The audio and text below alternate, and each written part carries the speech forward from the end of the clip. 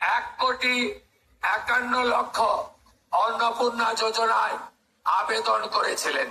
হ্যাঁ, ঠিক শুনেছেন, একদম ঠিক। 1,51,00,000 আবেদন জমা পড়েছে পুরো পশ্চিমবঙ্গে, যেখানে আপনারও নাম আছে। আপনিও আবেদন করেছিলেন, তাই আপনারও নাম আছে এবং আপনিও পেতে চলেছেন অন্নপূর্ণা ভাণ্ডারে 3,000 টাকা 1 জুলাই।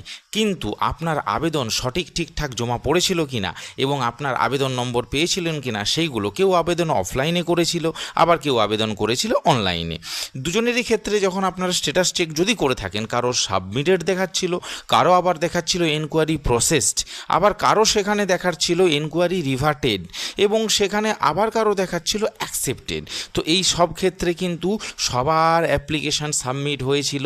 যদি হয়ে থাকে, আপনি যদি একটা অ্যাকনলেজমেন্ট নম্বর বা আবেদন নম্বর পেয়ে থাকেন, তাহলে কিন্তু আপনার আবেদন সাকসেসফুল হয়েছিল।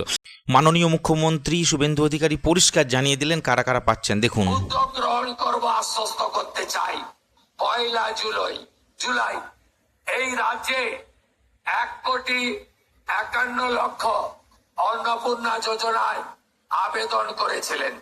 আমরা স্কুটিনি করে প্রায় 1,20,00,000 বেশি দিদি আর বোনের নামকে আমরা নথিভুক্ত করতে পেরেছি। এদেরকে আগামীকাল আমরা 3,000 করে টাকা অ্যাকাউন্টে ট্রান্সফার করব। 1,20,00,000 দিদি এবং বোন।